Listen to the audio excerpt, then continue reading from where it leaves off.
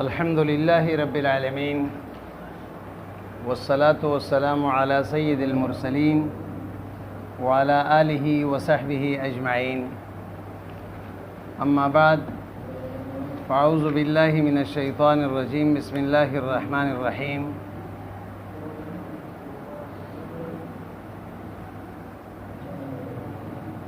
واتبعوا ما تتلو الشياطين على ملك سليمان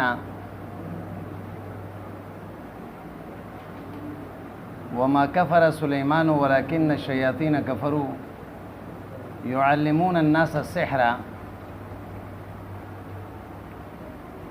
وما أنزل على الملكين ببابل هاروت وماروت وما يعلمان من أحد حتى يقولا إنما نحن فتنة فلا تكفر فيتعلمون منهما ما يفرقون به بين المرء وزوجه وما هم بضارين به من أحد إلا بإذن الله.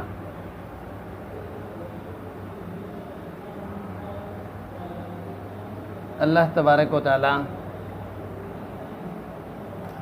اہل کتاب خاص طور پر یہود کے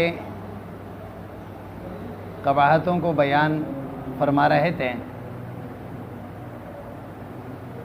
پھر افہام و تفہیم کی جتنے ذرائع ہیں اللہ نے سب کو بیان فرمایا اور سب طریقے آزمانے کے بعد پھر ان کے شبہات کا جوابات اللہ تبارک و تعالیٰ دے رہے ہیں کہ ظاہری باتیں کسی مسئلے کا وضاحت کے ساتھ بیان ہو جائیں، لیکن خصم کے جوابات، سوالات کے اور اشکالات کا جواب نہ دیا جائیں تو پھر بھی بات ادھوری رہ جاتی ہے. ان کی کچھ سوالات تھے، ان کا جوابات اللہ تبارک و تعالیٰ یہاں ذکر فرما رہے ہیں. پہلے سوال ان کا جبرائیل کے متعلق تھا کہ حضرت جبرائیل آپ کے لیے وحی لاتا ہے تو اس لیے ہم نہیں مانتے ہیں، اگر اس کے بجائے میکائیل لاتے ہیں تو ہم بات مان لیتے ہیں، کیونکہ جبرائیل سے پرانی دشمنی ہے. تو اللہ نے بتا دیا ایک بات، جو جبرائیل کا دشمن ہو تو فلیمت غیظاً، تو اس کو چاہیے کہ اپنے غصے کے ساتھ وہ خود مر جائیں. اور تفصیلی جواب دیے کہ جو جبرائیل کا دشمن ہے، فرشتوں کا دشمن ہے، وہ میرا بھی دشمن ہے.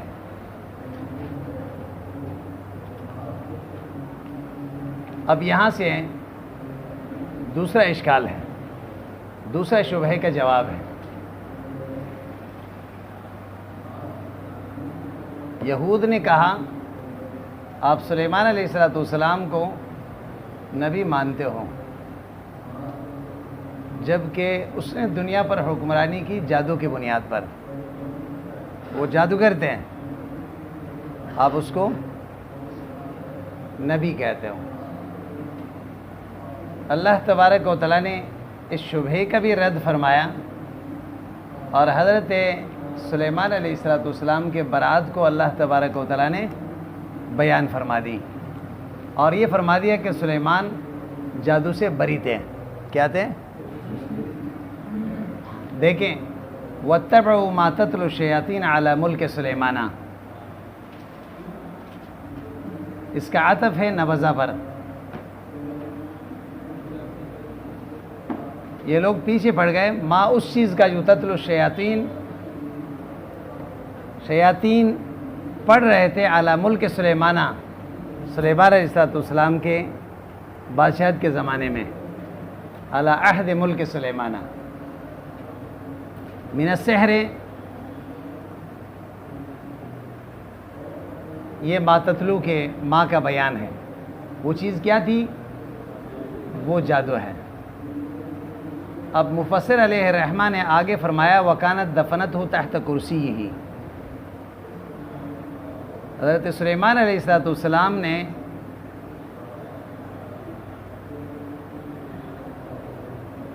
یہ جادو کی کتابیں لے کے اپنے کرسی کے نیچے دفنا دیے تھے. یا یہ معنی ہوا کہ وکانت دفنت ہو تحت کرسی ہی، یہ شیاطین نے سلیمان علیہ السلام کی کرسی کے نیچے دفن کر دیے اور چھپا دیے۔ جب سلیمان علیہ السلام سے بادشاہت کو لے لیے گئے، لما نزع ملکہ او کانت تسترق السمع وتضم الیہ اکاذیب، یا شیاطین ایک دوسرے کے قدوں پہ بیٹھ کے اوپر جاتے تھے، باتیں چراتے تھے فرشتوں کی، وتضم الیہ اکاذیبا، پھر اس کے ساتھ کئی جھوٹ ملا کے القاء کرتے تھے کاہنوں کو، فیدونونہ، بات سمجھ میں آئی نا؟ تو وفشا ذالکہ، پھر یہ اتنا عام ہو گیا، وشاع اتنا زیادہ ہو گیا کہ ان الجن، لوگ کہنے لگے کہ جنات جو ہے تعلیم الغیبہ، وہ غیب کو جانتے ہیں، اس لیے کہ جو فرشتے بات کرتے تھے اور مشورہ کرتے تھے ان کو سن کے آگے کاہنوں کو بتا دیتے ہیں، ایک بات سچ نکلی اور 100 جھوٹ، تو 100 جھوٹ کو بھی مان لیتے ہیں۔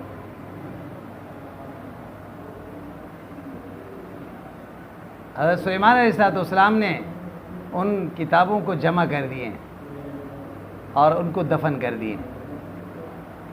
جب سلیمان کا انتقال ہوا، دلت الشیاطین علیہ الناس، شیاطین نے لوگوں سے کہا کہ اس جگہ کے نیچے دیکھیں جادو کی کتابیں ہیں، سلیمان نے دفنایا اور اسی کے بنیاد پر اس نے دنیا پر حکمرانی کی۔ فاستخرجوها، انہوں نے نکال لیے، لوگوں نے کیا کر دیے؟ شیطان کے کہنے پر نکال لیے۔ فوجدوا فیہا سحر، اس میں جادو پایا۔ فقالوا انما ملکہم بہذا، انہوں نے کہا کہ ہاں سلیمان نے تو پوری دنیا پر بادشاہت پرندوں پر بھی جنات پر بھی اسی جادو کی وجہ سے کیا تھا۔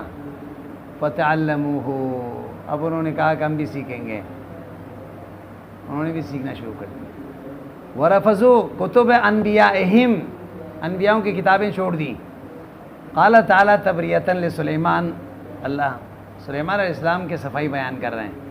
وردًا علی الیہود، یہود کے رد فرما رہے ہیں۔ فی قولہم انظروا الی محمد، یہودیوں نے یہ کہا تھا کہ دیکھو حضور کو، یذکر سلیمان فی الانبیاء وما کان الا ساحرا، وہ سلیمان کو یاد کرتا ہے کہ وہ بھی نبی ہے، جبکہ وہ تو تھا جادوگر۔ اللہ فرماتے ہیں وما کفر سلیمان، وما کفر سلیمان، سلیمان نے کفر نہیں کی، یعنی لم یعمل السحر، اس نے جادو نہیں کی، لأنہ کفر، اس لیے کہ جادو کفر ہے۔ ولیکن الشیاطین کفروا، لیکن شیاطین نے کفر کیے۔ یعلمون الناس السحر، لوگوں کو جادو سکھاتے تھے، لوگوں کو جادو سکھاتے تھے۔ دیکھیں ایک بات تو مصنف الرحمٰن نے یہاں 2 باتیں ذکر کر دی، واتبعوا ما تتلو الشیاطین علی ملک سلیمان سے کیا مراد ہے؟ ایک تو مفسر ذکر فرما رہے ہیں کہ سلیمان علیہ السلام سے جب بادشاہت چھین لیے گئے تو اس وقت شیاطین نے جادو کی کتابیں سلیمان علیہ السلام کے کرسی کے نیچے چپکے سے دفنایا، لوگوں کو نہیں دکھایا۔ سمجھ میں بات آئی؟ یہ سلیمان علیہ السلام سے بادشاہت چھیننے کا واقعہ کیا ہے؟ ایک بات سمجھ لیں کہ حضرت داؤد علیہ السلام طالوت کے لشکر میں شامل ہو گئے تھے، پھر اللہ فرماتے ہیں کہ حضرت داؤد نے جالوت کو قتل کر دیے، جو کافروں کے سربراہ تھے۔ فاتح اللہ الملک، اس وقت دستور یہ تھا کہ جو بادشاہ کو قتل کرتا اسی کو بادشاہ بناتے ہیں۔ تو اس طرح حضرت داؤد علیہ السلام کو بھی اللہ نے بادشاہ عطا فرما دی۔ سلیمان علیہ السلام داؤد علیہ السلام کا بیٹا ہے، اس کے بعد پھر وہ نبی بنے، اور اس کی بادشاہت حضرت داؤد علیہ السلام کے بادشاہت سے بھی زیادہ وسیع تھی، انسانوں کے اور جنات دونوں پر ان کے حکمرانی تھی۔ بلکہ وحوش و طیور بھی اس کے تابع تھے۔ سمجھ میں بات آئی؟ تو قرآن کریم نے خود ذکر فرمایا غدوہا شہر ورواحہا شہر، ایک صبح کا سفر 1 مہینے کا ہوتا تھا، 1 مہینے کے سفر صرف صبح کرتے تھے۔ روایتوں میں آتا ہے صبح جو ہے دوپہر کے آرام کے لیے کابل آتے تھے سلیمان علیہ السلام۔ سمجھ میں بات آئی؟ ہوا کو جب تخت میں بیٹھ جاتے، ہوا کو حکم دیتے تو جہاں وہ چاہتے وہاں ہوا ان کو پہنچاتے ہیں۔ اللہ نے یہ طاقت اس کو عطا فرما دی، اور یہ بادشاہت جو اللہ نے دی ہیں بطور معجزہ ہے۔ اے اللہ مجھے ایسے حکومت عطا فرما دیں جو کسی کو نہ دیا ہو۔ دنیا میں 4 آدمی ایسے ہیں جنہوں نے دنیا پر حکمرانی کی ہے، ان میں سے 2 مسلمان گزرے ہیں اور 2 کافر ہیں۔ جو مسلمان ہیں حضرت سلیمان علیہ السلام، دوسرا ذوالقرنین ہے جو سورہ کہف میں اس کے واقع ہیں کہ مشرق سے مغرب تک، شمال سے جنوب تک گئے ہیں اللہ کے دین کے سربلندی کے لیے۔ آئی سمجھ میں؟ اور 2 کافر ہیں، ایک بخت نصر بادشاہ ہے جو مجوسی تھا، ایک نمرود۔ سمجھ میں بات آئی؟ بہرحال اب جو مفسر پہلا وجہ ذکر کر رہا ہے ما تتلو الشیاطین علی ملک سلیمانہ کی، یہ مفسرین نے ذکر کیا ہے حضرت ابن عباس رضی اللہ عنہ کے نسبت سے۔ سلیمان علیہ السلام جب بھی قضائے حاجت کے لیے جاتے ہیں اور اس کا ایک انگوٹھی اس کے پاس تھی، اس انگوٹھی کو نکال کے اپنے بیوی کو دیتے ہیں، واپس آنے کے بعد پھر لے لیتے اس سے۔ ایک دفعہ اس طرح قضائے حاجت کے لیے گئے تو پیچھے سے شیطان سلیمان علیہ السلام کی شکل بنا کے اس کے بیوی کے پاس آ گیا، کہنے لگے کہ وہ انگوٹھی دے دیں، اس نے دے دی۔ انگوٹھی میں ایسے تاثیر تھی کہ پھر حضرت سلیمان علیہ السلام کے تخت پر بیٹھ گیا۔ جب سلیمان علیہ السلام آئے، گھر والوں کو کہا، لوگوں کو کہا کہ میں ہوں سلیمان، لوگوں نے اس پر اعتماد نہیں کی۔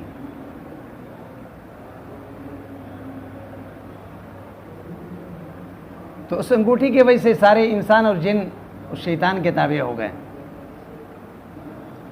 تو لوگوں نے سلیمان علیہ السلام سے کہا کہ تم سلیمان نہیں ہو۔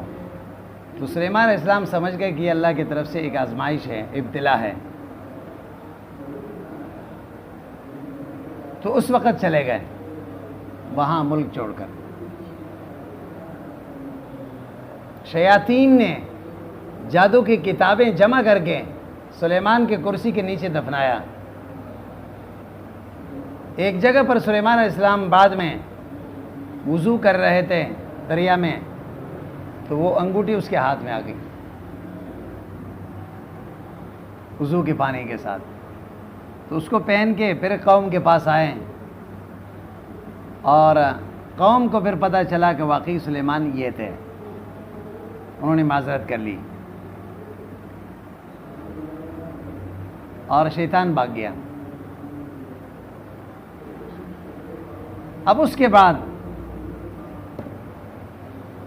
سلیمان علیہ السلام کا بعد میں جب انتقال ہوا، شیاطین نے لوگوں سے آ کے کہا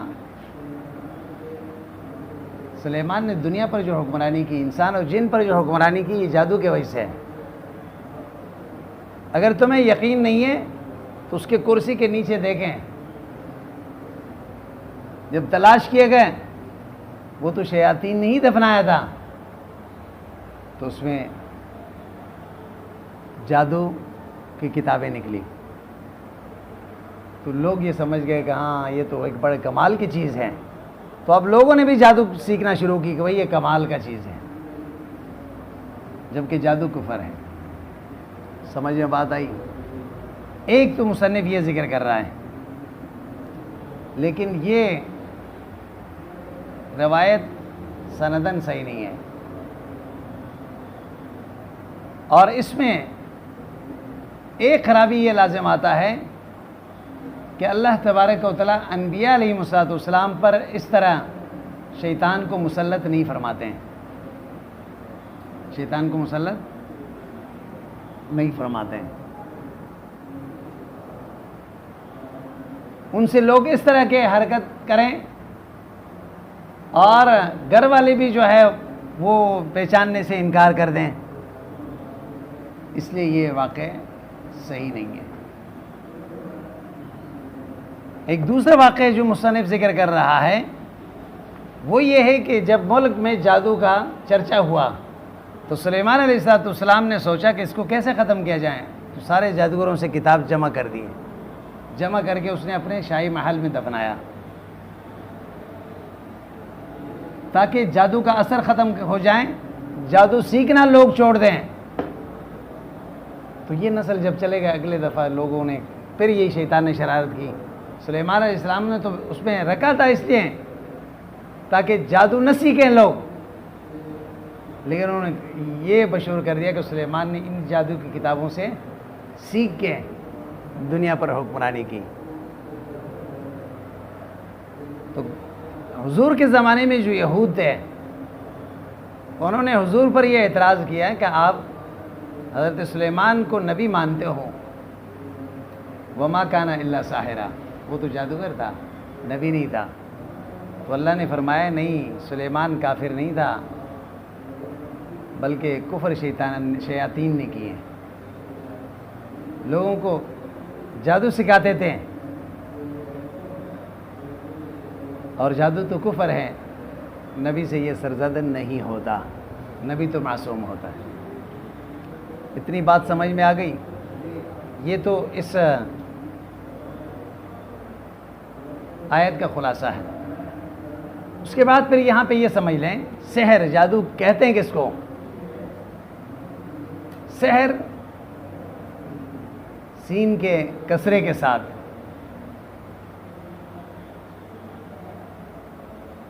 ہر اس اثر کو کہتے ہیں جس کا سبب معلوم نہ ہو، جس کا سبب معلوم نہ ہو۔ صاحب قاموس نے سحر کا یہ تعریف کی، یہ معنی کیے، سمجھ میں بات آئی؟ ہر وہ سبب جس کا ہر وہ اثر جس کا سبب معلوم نہ ہو، خواہ وہ سبب معنوی ہو جیسے خاص کلمات کا اثرات ہوتے ہیں،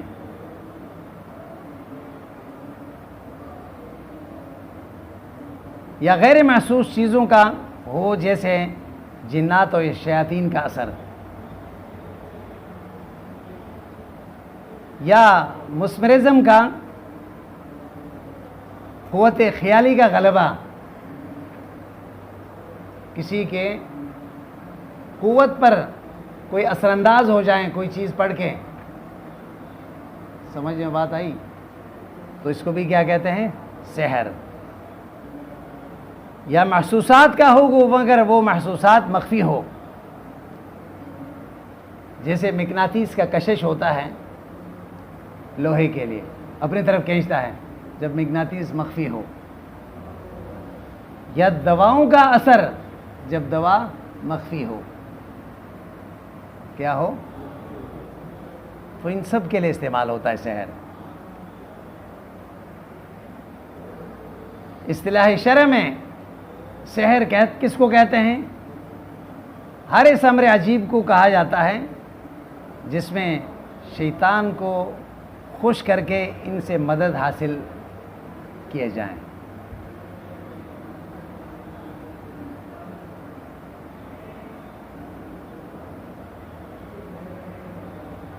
کبھی تو ایسے افعال اختیار کر کے کیا جاتا ہے، شیاطین کو خوش کیا جاتا ہے جس کو عام طور پر شیاطین پسند کرتے ہیں، جیسے کسی کا ناحق قتل کرنا، زنا کرنا یا ناپاک رہنا یا قرآن کریم کے توہین کرنا. بات سمجھ میں آئی نا؟ جادوگر یہ سارے کام کرتے ہیں. امام راغب اصفہانی رحمہ اللہ مفردات القرآن میں جادو کے کئی اقسام ذکر فرمائے ہیں. ایک وہ فرماتے ہیں کہ جادو کا قسم یہ ہے کہ نظر بندی ہو اور تحیل ہو، اور در حقیقت اس کے کوئی وجود نہیں ہے خارج میں، لا حقیقت لہ فی الخارج، بس ایک شعبہ بازی ہے جیسے مداری لوگ کرتے ہیں. سمجھ نہیں آئی بات؟ اللہ تبارک و تعالیٰ نے قرآن کریم میں فرمایا نا ساحرو اعین الناس، لوگوں کے آنکھوں کو مسحر کیا. تو لہٰذا چیز تو ایک طرح ہے لیکن لوگوں کو ایک دوسرے طرح نظر آ رہے ہیں. اور دوسرے آیت میں فرمایا یخیل الیہ من سحرہم انہا تسعی، لوگوں کو ایسے لگا جیسے کہ یہ رسیاں، یہ لاٹیاں چلتے پھرتے سانپ بن گئے. سمجھ نہیں آئی بات؟ ہاں.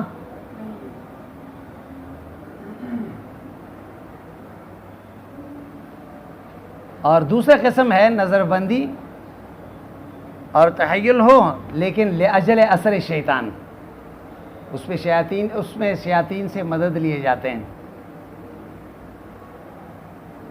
اور شیطانی اثر کی وجہ سے یہ اس طرح حرکت کرتا ہے. قرآن کریم میں اللہ نے فرمایا هل انبئکم علی من تنزل الشیاطین تنزل علی کل افاک اثیم. شیاطین کس کے پاس آتے ہیں؟ جھوٹوں کے پاس آتے ہیں، بد کرداروں کے پاس آتے ہیں، گناہگاروں کے پاس آتے ہیں. یہ جو جادوگر ہوتے ہیں، یہ جو کاہن ہوتے ہیں، یہ جو نجومی ہوتے ہیں، تو یہ دعویٰ کرتے ہیں کہ ہمارے پاس جنات ہیں، ہم ذات ہیں، ہم انسی سے کام کرواتے ہیں. سمجھ میں بات آئی؟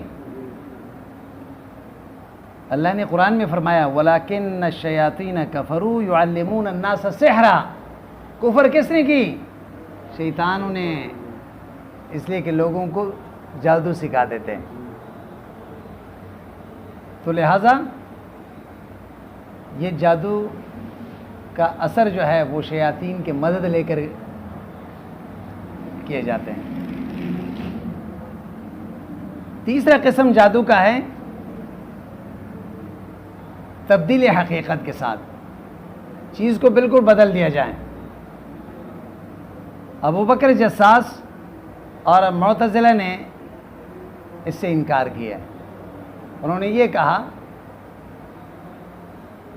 کہ جادوگر کے پاس یہ اختیار نہیں ہوتا کہ اشیاء کی حقیقت بدل دیں، انسان کو گدھا بنا دیں اور گدھے کو انسان بنا دیں. ایسا نہیں ہوتا. لیکن جمہور کا مسلک یہ ہے کہ نہیں، یہ شرعاً و عقلاً ناممکن نہیں ہے. سمجھ میں نہیں آئی بات؟ کعب اخبار رحمہ اللہ یہود کے بڑے علماء میں سے تھے. جب یہ مسلمان ہوئے تو فرمانے لگے لولا کلمات اقولہن لجعلتنی الیہود حمارا. کچھ کلمات میں پڑھ لیتا ہوں مسلمان ہونے کے بعد جس کی وجہ سے میں محفوظ ہوں، اگر میں ان کو نہ پڑھوں تو جادو کے ذریعے سے یہودی جو میرے پیچھے لگے ہوئے ہیں مجھے گدھے بنا دیں گے. کیا بنا دیں گے؟ سمجھ میں بات آئی یا نہیں آئی؟ تو بہرحال جادو ایک حقیقت ہے، جادو ایک حقیقت ہے اور اس کا اثر بھی ہے. نبی اکرم صلی اللہ علیہ وسلم پر بھی جادو ہوا. لبید ابن عاصم نے یا اس کے بیٹیوں نے حضور پر جادو کی. تو اللہ تبارک و تعالیٰ نے علاج کے طور پر 2 آخری صورتیں یا تو پہلے نازل ہوئی تھیں ان کو پڑھنے کا حکم فرمایا، اور وہ جادو کا اثر کیا ہوا؟ ختم ہو گیا. تو اس لیے اس حقیقت سے انکار نہیں کیا جاتا ہے. لیکن چونکہ یہ ایک سبب کی حیثیت رکھتا ہے، جب تک اللہ کا حکم نہ ہو کوئی چیز مؤثر بذات نہیں ہوتے ہیں. اس لیے اللہ نے بھی فرمایا وَمَا هُمْ بِضَارِّينَ بِهِ مِنْ أَحَدٍ إِلَّا بِإِذْنِ اللَّهِ. اذن سے مراد کیا ہے؟ ارادہ ہے. اذن سے مراد کیا ہے؟ جب تک اللہ کا ارادہ نہ ہو کوئی چیز نہیں ہو سکتا. جادوگر چاہے زور لگائیں، حدیث میں آتا ہے سارے دنیا آپ کو فائدہ پہنچانے کی کوشش کریں، لیکن اللہ نے آپ کی تقدیر میں وہ فائدہ نہ لکھا ہوا ہو تو آپ کو فائدہ نہیں پہنچا سکتے ہیں. اگر سارے دنیا آپ کے کو نقصان پہنچانے کے لیے جمع ہو جائیں لیکن اللہ نے آپ کے تقدیر میں یہ نہ لکھا ہو تو وہ آپ کو نقصان یا نہ فائدہ پہنچا سکتے نہ نقصان. تفسیر کبیر میں امام رازی رحمہ اللہ نے جادو کے متعلق تفصیلی بحث کی ہے. امام قرطبی رحمہ اللہ نے بہت زیادہ تفصیل کی، سب سے زیادہ. اور اسی طرح پھر ان دونوں کے خلاصہ علامہ ابن کثیر رحمہ اللہ نے تفسیر ابن کثیر میں بھی ذکر کیا ہے. آپ کو تفسیر کے متعلق پہلے بات ہو چکی ہے آپ کے سامنے. تفسیر ابن کثیر سب سے عمدہ تفسیر ہے، اور خاص طور پر تفسیر بالروایہ کے متعلق. اور مفسرین زیادہ تر اسرائیلی روایات ذکر کرتے ہیں. تفسیری روایات جو ہے وہ ضعیف ہی ہوتے ہیں، اور مفسرین میں سے محدثین بہت کم ہیں. علامہ ابن کثیر رحمہ اللہ وہ محدث بھی ہے اور مفسر بھی ہے. علامہ ابن کثیر فرماتے ہیں کہ امام رازی رحمہ اللہ نے یہ فرمایا کہ معتزلے کے متعلق انہم انکروا وجود السحر، معتزلہ نے جادو کے وجود سے انکار کیا ہے. اور بلکہ جو لوگ یہ کہتے ہیں کہ جادو کا وجود ہے وہ بھی کافر ہو جاتے ہیں، اس کے وجود کو مانتے ہیں. لیکن وہ فرماتے ہیں کہ اہل سنت والجماعت کا عقیدہ یہ ہے کہ جادو کا وجود ہے، اور اسی وجہ سے ایک آدمی ہوا میں اڑتا ہے، انسان کو گدھا بناتا ہے، گدھے کو انسان بناتا ہے. مگر اہل سنت والجماعت یہ کہتے ہیں کہ ان اللہ یخلق الاشیاء عندما یقول الساحر. یہ سارے کام کون کر رہا ہے؟ مالک کر رہا ہے. یہ ایک سبب کی حیثیت رکھتا ہے. جادوگر یہ کلمات پڑھ لیتا ہے اور وہ ایک سبب کی حیثیت میں ہے. پھر اہل سنت والجماعت نے یہ کہا کہ جادو واقع ہے، تو یا تو اس آیت سے استدلال کیا انہوں نے وما هم بضارین به من احد الا باذن اللہ. اس سے معلوم ہوا کہ جادو ہوتا ہے نا، تو اسی لیے تو ضرر پہنچا سکتے ہیں. اور اسی طرح اس حدیث سے بھی استدلال کیے ہیں کہ رسول اکرم صلی اللہ علیہ وسلم پر جادو کیے گئے، بأن رسول اللہ سحرا، حضور پر بھی جادو ہوا ہے. اور اسی طرح ایک بات یہ بھی سمجھ لیں کہ امام رازی تو یہ فرماتے ہیں تفسیر کبیر میں تعلیم سحر کیا ہے. ایک آدمی جادو سیکھتا ہے، اس کا حکم کیا ہے؟ وہ فرماتے ہیں لیس بقبیح ولا محظور، کوئی برا نہیں ہے، کیونکہ یہ بذات ایک علم ہے، اور ذاتاً کوئی علم ممنوع نہیں ہے. اس لیے کہ اللہ نے فرمایا هل يستوي الذين يعلمون والذين لا يعلمون. علم والوں کی شرافت بیان کی، یہ بھی ایک علم ہے. اور اسی کے ذریعے سے جادو اور معجزے کا فرق معلوم ہوتا ہے. جب آپ جادو کو نہیں سیکھیں گے آپ کو کیسے پتہ چلے گا کہ یہ معجزہ ہے، یہ جادو ہے؟ سمجھ میں بات آئی؟ لیکن اہل سنت والجماعت کا جمہور کا رائے یہ ہے کہ تعلیم سحر مطلقاً کیا ہے؟ قبیح ہے، الا لضرورتن، کیونکہ حضور اکرم صلی اللہ علیہ وسلم فرماتے ہیں من اتی عرافا او کاہنا، جو عراف اور کاہن کے پاس آیا تو اس نے حضور کے اوپر جو قرآن نازل ہوا ہے اس پر کفر کی۔ اب ظاہری بات ہے آپ جادو سیکھیں گے تو کسی جادوگر کے پاس جائیں گے نا، تو اس حدیث میں اس کا منع آیا۔ اور اسی طرح ایک روایت ہے کہ من عقد عقدۃ ونفث فیہا، جو بھی آدمی کوئی گرہ باندھ لیتا ہے یا کوئی پھونک مارتا ہے فقد سحرا، تو وہ جادو کرتا ہے۔ سمجھ میں نہیں آئی بات؟ امام نسائی رحمہ اللہ نے اس کو نقل کیے، حضرت ابو ہریرہ رضی اللہ عنہ سے منقول ہے یہ روایت، اگرچہ اس کے سند میں انقطاع ہے اور ضعف پایا جاتا ہے، اور زیادہ تر محدثین نے اس روایت کو ضعیف قرار دیا ہے، غیر معتبر قرار دیا ہے۔ پھر علامہ ابن کثیر رحمہ اللہ فرماتے ہیں یہ کہنا کہ یہ ممنوع نہیں ہے، اور اللہ نے فرمایا هل يستوي الذين يعلمون والذين لا يعلمون، یہ علم ہے، اس سے استدلال امام راضی کا صحیح نہیں ہے۔ کیوں صحیح نہیں ہے؟ اس لیے کہ یہ آیت تو علم شرعی کے بارے میں ہے، هل يستوي الذين يعلمون والذين لا يعلمون، یہ کس کے بارے میں ہے؟ شریعت کے علم کے بارے میں ہے نا، تو دنیا کے علم کے بارے میں تھوڑی یہی ہے آیت۔ فضیلت تو اس وقت ہے کہ آپ دین کا علم سیکھیں گے۔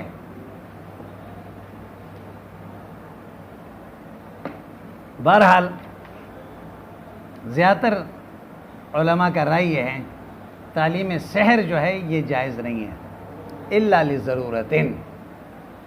ایک آدمی کے اوپر جادو ہوا، جب تک دفع مضرت کے لیے آدمی سیکھتا ہے تو اس کے لیے صرف گنجائش ہے، لیکن جلب منفعت کے لیے پھر بھی صحیح نہیں ہے، فائدہ پہنچانے کے لیے یا کسی کو نقصان پہنچانے کے لیے۔ تو پھر امام راضی رحمہ اللہ نے تفسیر کبیر میں سحر کے کئی قسمیں ذکر کیے ہیں۔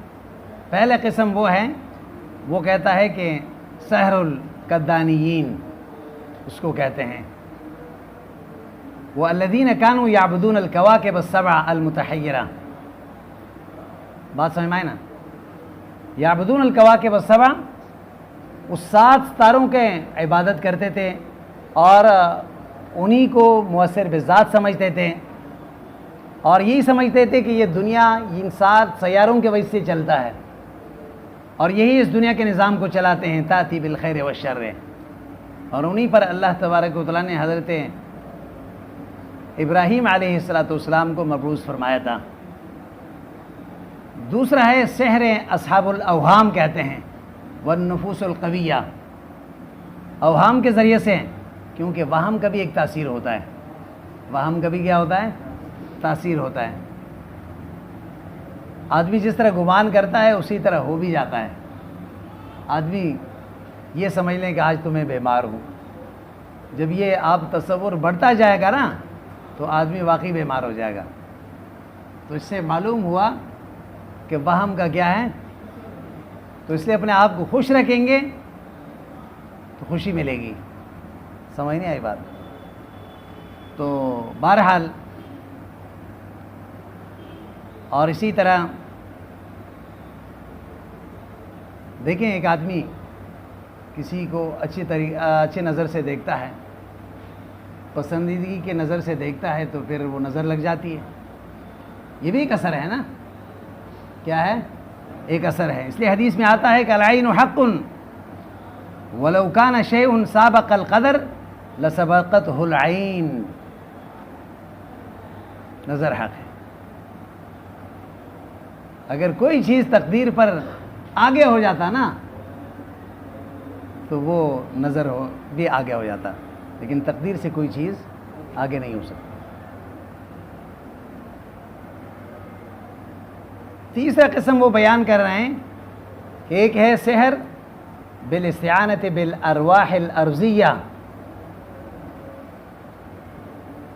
ارواح ارضیہ جو زمین پہ مخلوق ہیں ان کے ارواح سے مدد طلب کر کے جادو کیا جائے، جیسے جنات ہے.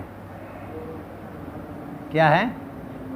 جنات سے مدد طلب کیے جائیں اور اسی کے ذریعے سے کام نکالیں. چوتھا قسم ہے تخیلات، شعبہ بازی. حقیقت کچھ نہیں ہوتا بلکہ آپ کے آنکھوں کا دھوکہ ہوتا ہے. آپ کے آنکھوں کا شعبہ باز. جو آپ کبھی میلے میں گئے ہوں تو وہاں پہ یہ ہوتے ہیں، کیا نام ہے، مداری ہوتے ہیں، طرح طرح کے کرتب دکھاتا ہے. سمجھ نہیں آئی بات؟ کبھی ایک طریقے سے کبھی دوسرے طریقے سے. یہ شعبہ باز ہوتے ہیں. سمجھ میں بات آئی؟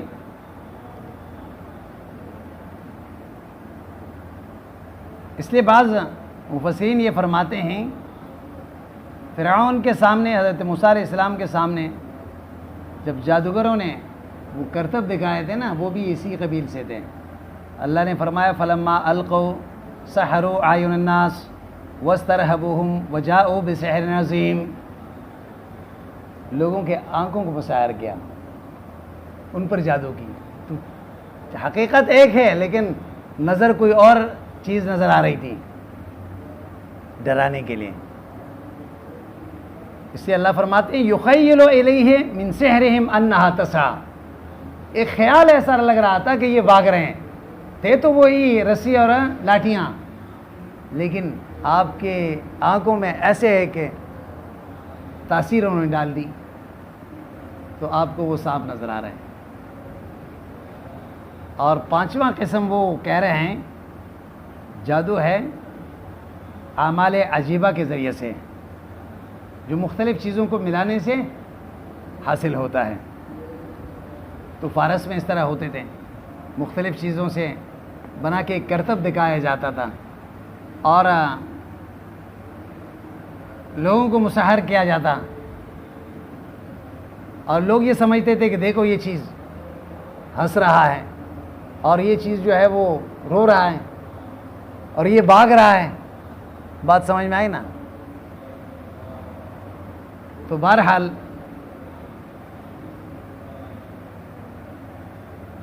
اور چھٹے قسم ہے الاستعانۃ بخواص الادویہ. خاص مطعومات اور دواؤں کے ذریعے سے، اس میں کوئی شک نہیں ہے، اشیاء کی تاثیر ہوتے ہیں. ہر چیز کے الگ الگ تاثیر ہوتے ہیں. سمجھ نہیں آئی بات؟ مثلا مقناطیس ہے، اس کا ایک اثر ہے نہیں، لوہے کو اپنے طرف کھینچتا ہے. تو اس کا مطلب یہ ہے کہ اس کے اندر ایک، اسی طرح ہر چیز کے اندر اللہ نے کوئی نہ کوئی اثر رکھا ہوتا ہے. وہ مخصوص طریقے سے استعمال کرنے سے وہ اثر ظاہر ہو جاتا ہے، اور یہ جادوگر کرتے ہیں.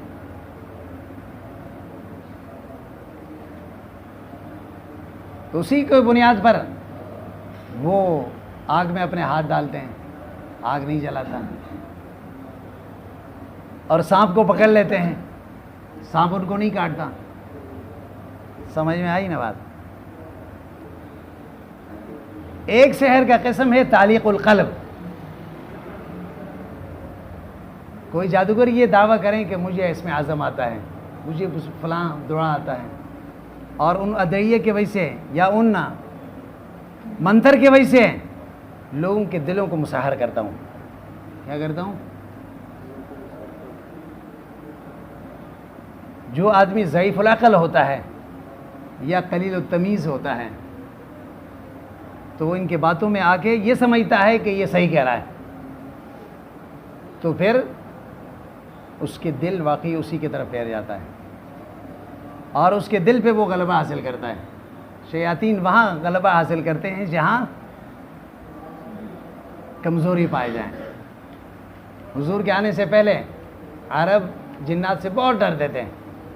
جب کہیں جاتے کسی سفر پہ تو ایک علاقے میں گئے تو اونچی جگہ پر کھڑے ہو کر کہتے کہ اس وادی کے جنات کے سربراہ سے کے پناہ میں آتے ہیں.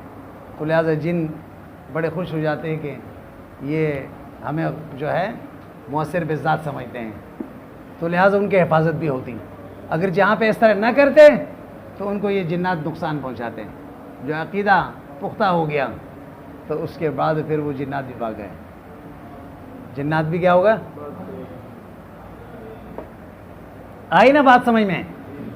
اس لیے یہ جو شعبہ باز عامل ہوتے ہیں آج کل، کہتے ہیں ہم نے جو ہے وہ جنات کو مسخر کیا ہے، ہم جنات سے کام نکلواتے ہیں.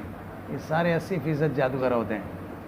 جن کوئی عالم الغیب تو نہیں ہے کہ 5 منٹ میں آپ کو کوئٹہ سے جو ہے کوئی تعویذ نکال کے یہاں پہ آپ کے رکھ لیں، اور وہ بھی ایسی جگہ چھپا کے کسی نے رکھا ہے، وہاں سے نکال کر کے آپ کے سامنے رکھیں گے 5 منٹ میں. ان کو کیسے پتہ چلا کہ یہ کوئٹہ میں رکھا ہے، فلان جگہ پر، یا کسی غار میں، کسی قبرستان میں رکھا ہے؟ جنات عالم الغیب ہیں. جنات سے زیادہ جھوٹے دنیا میں کوئی نہیں ہے. یہ کیا گارنٹی ہے کہ جن نے آپ کو صحیح بتایا؟ یہ صرف لوگوں کے عقل کو مسخر کرنا ہے بس. سمجھ نہیں آئی بات؟ یہ سارے شعبہ بازی ہیں. کیا ہے؟ شعبہ بازی. سمجھ نہیں آئی بات؟ اس لیے ان جعلی عاملوں کے پیچھے نہ پڑیں. اگر بیمار ہو جائیں یا کوئی اور مسئلہ ہو تو شریعت نے ہمارے لیے ادعیہ معصورہ جو حضور نے ہمیں بتایا ہے، اس سے بڑھ کر تعویذ، اس سے بڑھ کر عمل اور کوئی ہو سکتا ہے جو حضور سے ثابت ہو؟ مقروض ہو تو یہ پڑھیں، بیمار ہو تو یہ پڑھیں، فلاں بیماری ہو تو یہ پڑھیں، جادو ہو تو یہ پڑھیں. قرآن اور حدیث سے بڑھ کر مؤثر علاج؟ سمجھ میں نہیں آئی بات؟ تو آج کل جو ہے ہر گلی میں عامل، اور وہ پھر یہ تو ایسا کاروبار بن گیا ہے جس میں کوئی گھاٹا نہیں ہے. سمجھ نہیں آئی بات؟ کوئی تو ایک ساتھی سے میں پوچھ رہا تھا، وہ کہہ رہے تھے کہ بھائی 1000 روپے جو ہے ہمارا فیس ہے. جب ہم تعویذ دیتے ہیں اس کے بعد پھر ہم کہتے ہیں کہ بھائی 1000 روپے جو ہے صدقہ بھی دینا ہوتا ہے. اب وہ کہتا ہے وہ صدقہ کس کو دیں؟ میں نے کہا ہمیں ہی دے دیں، ہم دے دیں گے. تو وہ 1000 اور بھی آ جاتا ہے ہمارے پاس. تو وہ پاگل ہے، کام آپ سے کروائیں اور صدقہ کسی اور کو دیں. بات سمجھ میں آئی نا؟ وہ کہتا ہے کہ وہ کام اچھا کرے گا، وہ 1000 وہ صدقے کا بھی اسی کو دے دیتا ہے. سمجھ میں نہیں آئی بات؟ اب ایسے لوگوں کو لوٹ رہے ہیں، لوگوں کے عقیدہ بھی خراب کر دیتے ہیں اور لوگوں کے عمل بھی. اللہ ایسے شعبہ بازوں سے ہمیں اور آپ کو بچائیں.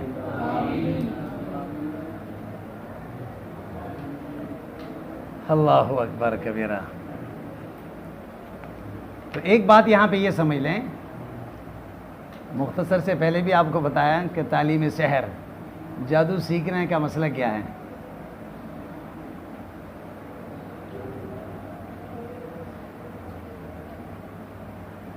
دراصل ابو المظفر یحییٰ ابن محمد ابن حبیرہ اپنے کتاب الاشراف علی مذاہب الاشراق میں ایک باب قائم فرما رہے ہیں، باب فی السحر. اس میں پھر تفصیل کے ساتھ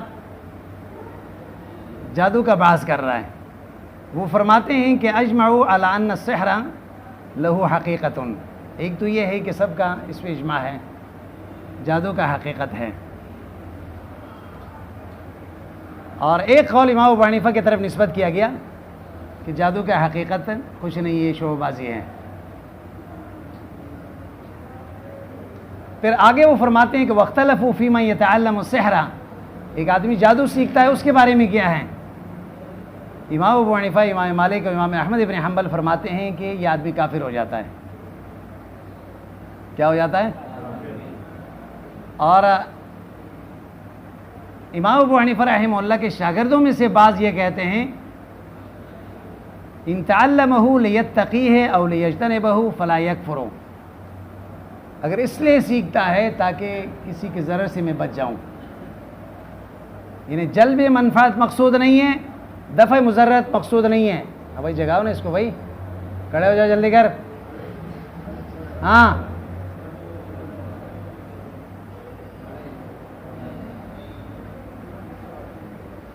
یہ مقصود نہیں ہے تو کافر نہیں ہو جاتا ہے. اور اگر کوئی اس وجہ سے سیکھتا ہے اس میں بھی وہ یہ سمجھتا ہے کہ یہ جائز ہے تو پھر تو کافر ہو جائے گا. اور اگر شیاطین کو مؤثر بذات سمجھیں پھر بھی. لیکن تفسیر عزیزی میں ذکر کیا گیا ہے کہ جادو کے 70 اقسام ہیں، کوئی قسم ایسا نہیں ہے جس میں غیر اللہ سے استمداد نہ ہو. اور شیخ الاسلام ابن تیمیہ رحمہ اللہ بھی یہی فرماتے ہیں. اور امام شافعی رحمہ اللہ کا قول ہے اگر کوئی آدمی کسی سے جادو سیکھیں تو ان کو یہ کہیں کہ بھئی پہلے بتائیں کہ آپ کے جادو کیسے ہیں. اگر اس نے بتا دیا اس میں کفر کا اندیشہ ہے یا شرک کا اندیشہ ہے بس چھوڑ دیں. یا کواکب اور اسی طرح اشیاء کو مؤثر بذات سمجھتے ہیں تو ان کو نہ سیکھیں. یہاں پہ ایک بات اور بھی ہے، کیا جادوگر کو مطلقاً جادوگر جب جادو کرتا ہے تو اس کو قتل کیا جائے گا یا نہیں؟ امام مالک اور امام احمد بن حنبل دونوں فرماتے ہیں کہ ان کو قتل کیا جائے گا. امام شافعی اور امام ابو حنیفہ رحمہ اللہ فرماتے ہیں کہ مطلقاً جادوگر کے جادو کرنے پر قتل نہیں کیا جائے گا.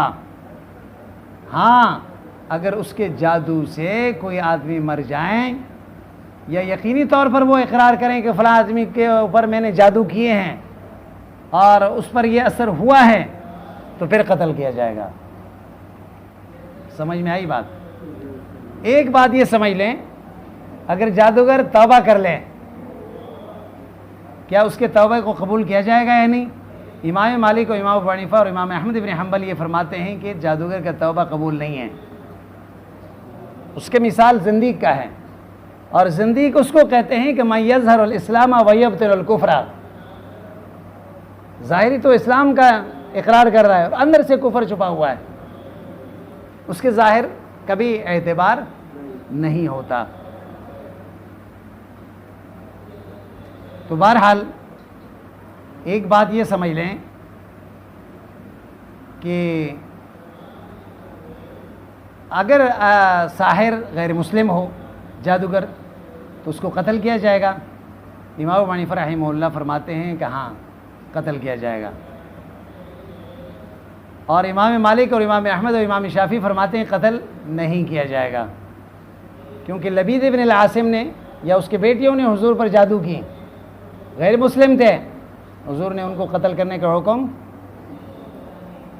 اگر ایک عورت ساحرہ ہے لیکن ہے مسلمہ تو اس کو یہ تو حکم مرد کا تھا نا، تو اس کے حکم کیا ہے؟ امام ابو حنیفہ رحمہ اللہ فرماتے ہیں لا تقتلو، اس کو قتل نہیں کیا جائے گا، البتہ اس کو جیل میں ڈالیں گے جب تک وہ توبہ نہیں کرتی.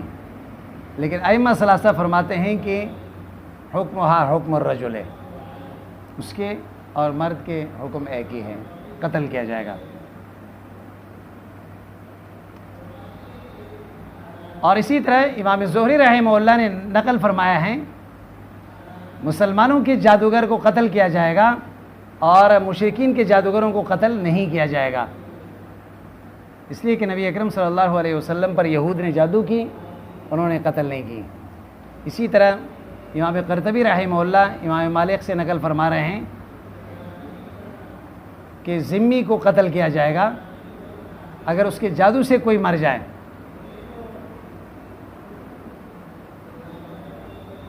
اور ایک بات یہاں پہ یہ سمجھ لیں، کیا ساحر اور جادوگر جو ہے جادو کر لیں کسی کے اوپر، اس جادو سے نکلنے کے لیے، جادو سے بچنے کے لیے کوئی اسباب استعمال کرتا ہے، اس کے کیا طریقہ ہے؟ ایک تو یہ سمجھ لیں اس میں کوئی مذائقہ نہیں ہے، مختلف طریقے بیان کیے گئے. امام قرطبی نے بھی ذکر کیا اور وہب ابن منبہ سے یہ نقل کیا ہے 7 پتے جو ہے تازہ بیری کے درخت کے لیں اور ان کو کوٹیں، پھر پانی میں ڈالیں اور اس پر آیت الکرسی پڑھ کے 3 گھونٹ وہ پئیں اور باقی پانی ملا کے اس سے غسل کر لیں تو جادو کا اثر ختم ہو جائے گا۔ علامہ ابن کثیر رحمہ اللہ فرماتے ہیں سب سے زیادہ فائدہ مند جادو کو ختم کرنے کے لیے وہی ہے جو نبی اکرم صلی اللہ علیہ وسلم کو اللہ نے بتایا، معوذتین۔ اور حضور اکرم صلی اللہ علیہ وسلم نے بھی فرمایا لم یتعوذ المتعوذون بمثلہما، کوئی بھی اگر تعویذ کر لیتا ہے تو معوذتین سے زیادہ مؤثر تعویذ کوئی نہیں ہو سکتا۔ تو اس لیے ہمیشہ حضور اکرم صلی اللہ علیہ وسلم کا معمول یہ ہوتا تھا کہ جب سونے سے پہلے اور اسی طرح خاص طور پر صبح شام آیت الکرسی اور معوذتین کا پڑھنے کا اہتمام فرماتے ہیں اور پھر ہاتھ پہ پھونک کے جو ہے پورا جسم پہ پھیر لیتے ہیں۔ وآخر دعوانا